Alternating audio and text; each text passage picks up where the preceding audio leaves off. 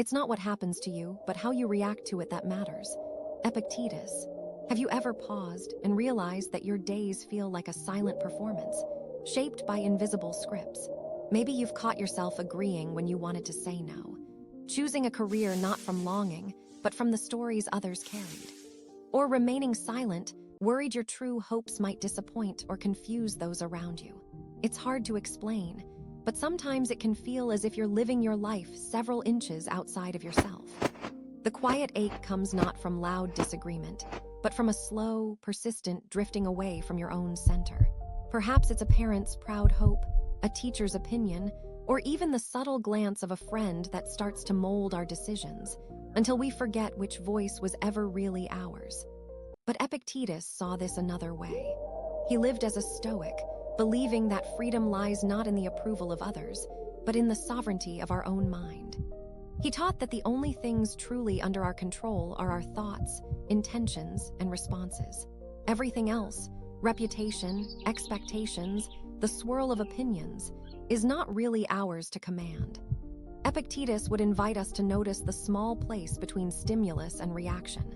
When a parent expresses disappointment, or a colleague praises a path we don't really desire, he suggests we pause in that sliver of space. The world may press, but inside, there is a steadier core that chooses what to value. Living this shift means becoming quietly aware, asking ourselves gently, what do I truly want here beyond what's expected? At first, our answers might be faint, half hidden by years of pleasing others. But the more we listen for our own voice, the more it grows. Maybe this takes shape in little acts, declining an invitation without guilt, or naming a dream that makes others pause. Over time, this is how we reclaim our decisions, not angrily rejecting others, but responding from our own center. If this speaks to something in you, consider subscribing. I'm building a quiet corner of the internet for people like us, people asking harder questions, healing deeper wounds, and finding their way forward. Drop a comment if there's a part of your journey you'd like me to explore next. I'd love to hear your story.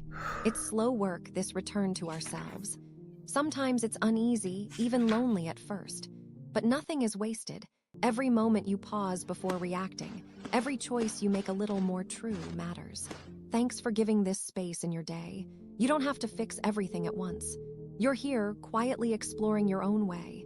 And that in itself is enough for today. Take care of yourself.